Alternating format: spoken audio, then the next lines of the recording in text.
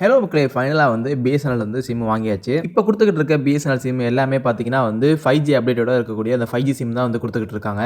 But ஆனா நெறைய இடங்கள்ல இன்னும் 3G டவர் மட்டும் தான் இயங்கிட்டு இருக்கு. ஒரு சில சிட்டீஸ்ல மட்டும் தான் வந்து 4G டவர் வந்து இருக்குது. ஸோ நான் வாங்கும்போது சிம்முக்கு எந்தவித சார்ஜஸும் இல்லன்னு சொன்னாங்க. ஆனா வந்து சிம்ம நான் போர்ட் பண்ணி மாத்துன பிறகு இந்த சிம்முக்கான ரீசார்ஜ் ரூ. 200 பண்ணணும்.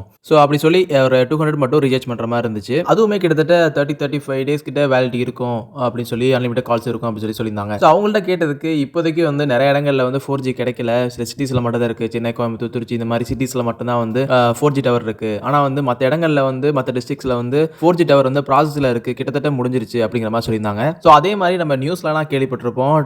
டாடா கன்சல்ட் சர்வீஸ் டிசிஎஸ் வந்து டைப்ல இருக்காங்க. அதாவது சைன் பண்ணிருக்காங்க கான்ட்ராக்ட்ல. அதாவது கிட்டத்தட்ட 24,500 கோடி கிட்டத்தட்ட. ஸோ அந்த பட்ஜெட்ல வந்து பாத்தீங்கன்னா ஒரு கான்ட்ராக்ட் சைன் பண்ணிருக்காங்க. எதுக்குன்னு பாத்தீங்கன்னா பிஎஸ்என்எல்கான அந்த சர்வீஸ் அந்த டவர் சர்வீஸ் வழங்குறதுக்காக இந்த கான்ட்ராக்ட் ஒன்று சைன் பண்ணியிருக்காங்க அப்படின்னு சொல்லியிருந்தாங்க. அதற்கான வேலைப்பாடுகளும் கூடிய சீக்கிரம் வந்து தொடங்கிரும். அது மட்டும் இல்லாமல் நிறைய இடங்கள்ல நாட்டில் வந்து 4G டவர் வந்து 4G சேவை வந்து இருக்கும் அப்படிங்கிற மாதிரி சொல்லியிருந்தாங்க. பிஎஸ்என்எல் சிம்ங்கிறது முதல்ல நான் யூஸ் பண்ண ஒரு சிம் கிட்டத்தட்ட வந்து 2010 2009 ஃபோன் மொபைல்லாம் இருந்தாலும் என்கிட்ட 2013 14 தான் கிட்டத்தட்ட சிம்முங்கிறது நான் வந்து எனக்குன்னு தனியாக வாங்கினது.